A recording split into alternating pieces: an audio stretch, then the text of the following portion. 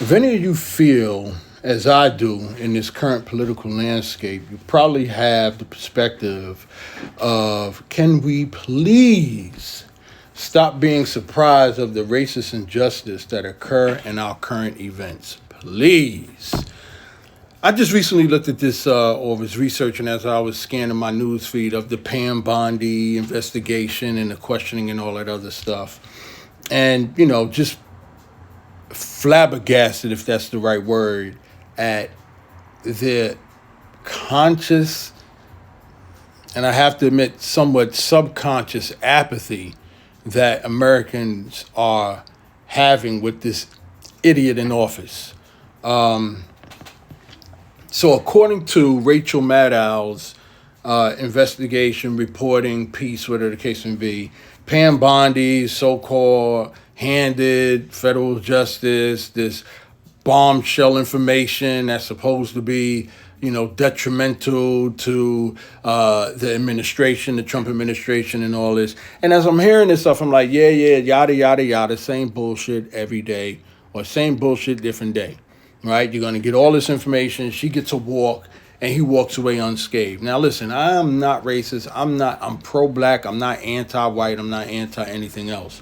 But I'm just saying, come on, give me a goddamn break. Can we stop acting surprised like this is going to amount to anything? I hope it does. I really hope it does. I'm yearning that it does. But if it don't, I'm not surprised. So I had to check myself because I get tired of being put on this roller coaster. And if any of you are like me, you're tired of it too. You just want to live and let live. You don't want to deal with this nonsense. Please, yo. The cost of gas is skyrocketing. The cost of groceries is skyrocketing. And again, I'm not a Republican. I'm a registered Democrat, but I don't believe in any of the parties. The point I'm trying to make is I wanted to give you some context in regards to what was just shared. So based on the available reporting of Rachel Maddow, the political context, in its context, this looks much more like a media and optics problem for Trump than a clear, substantial threat to his administration or him being in office. That whole thing, when he gets out of office, he's going to be arrested, that whole jazz, that whole thing. So here's a distinction just for y'all. Where the factual substance exists is that there is legitimate substance behind the scrutiny. Bondi faced bipartisan criticism over handling of the Epstein-related files and Department of Justice transparency issues. Democrats and some conservatives argued she avoided direct answers under oath on sensitive topics, and Trump eventually removed her as Attorney General after mounting controversy and dissatisfaction internally. Those are real events, right? Not manufactured narratives. But the leap from Bondi faced scrutiny to Trump is politically collapsing under because of Bondi is where the media amplification starts outrunning hard evidence. And this is where we always get trapped in that whole emotional jazz. And I'm guilty of it too. Okay, so let's go. Where the media spin kicks in, a lot of coverage frames every Bondi controversy as indirect proof of wrongdoing by Trump himself. That framing is politically powerful because Epstein-related topics generate intense emotional reactions, which I just mentioned. Department of Justice weaponization narratives are already polarized, which we already know.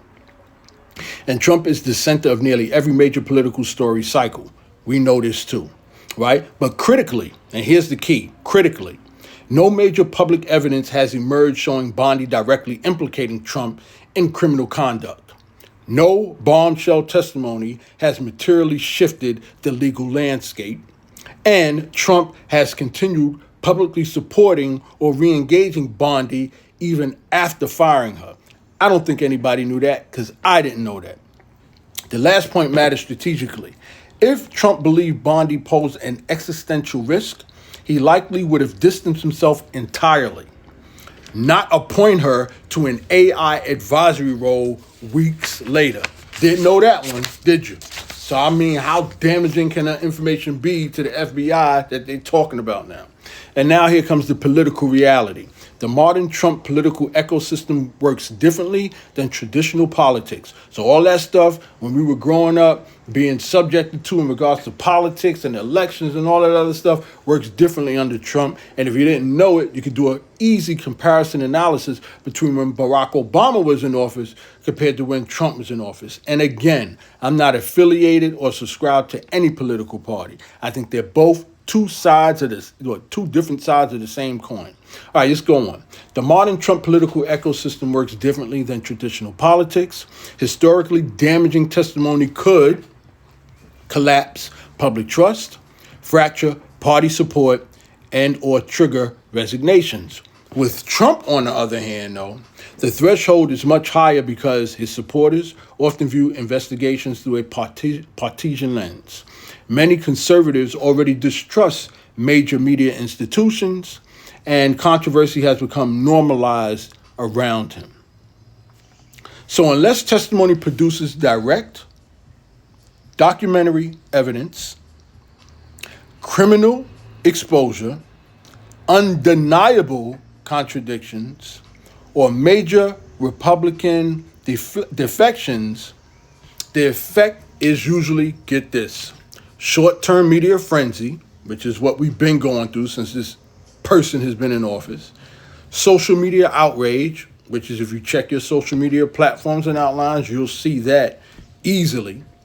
Partisan reinforcement, that means everybody going to their sides, defending their sides, 10 toes down, as they say, right?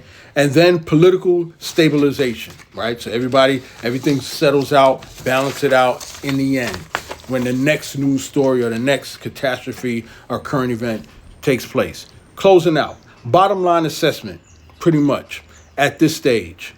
Factual substance is moderate in regards to this whole Pam Bondi thing, because I'm mentioning it. I would have let it flew by, but I just wanted to comment on it.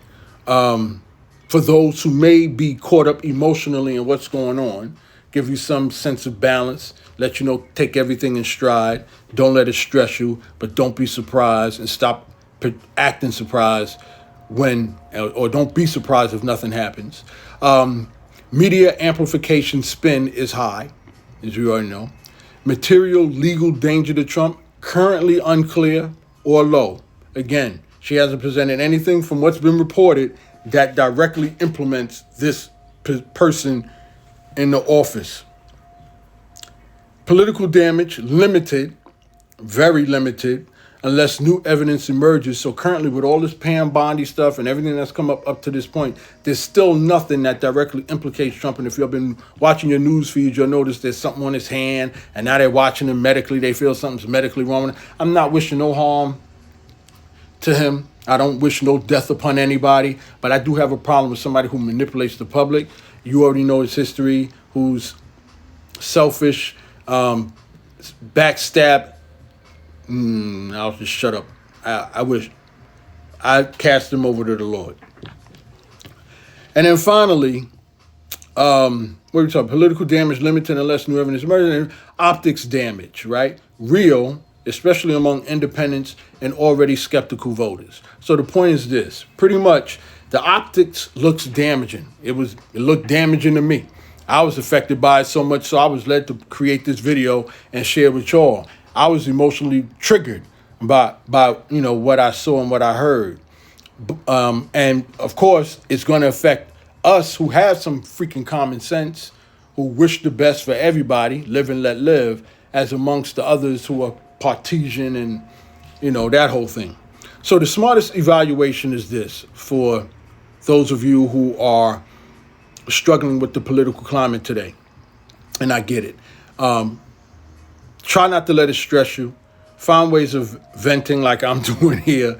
But also this appears to be more of an optics and narrative vulnerability than a confirmed substantive threat to Trump himself. Right? At least based on public evidence available right now. Okay? So take it with a grain of salt. File it away somewhere. Stay in prayer. And try not to, if you can avoid the news feeds, try and avoid, content or news that'll trigger you. All right? Keep your head up. Stay focused. You got this. Move on.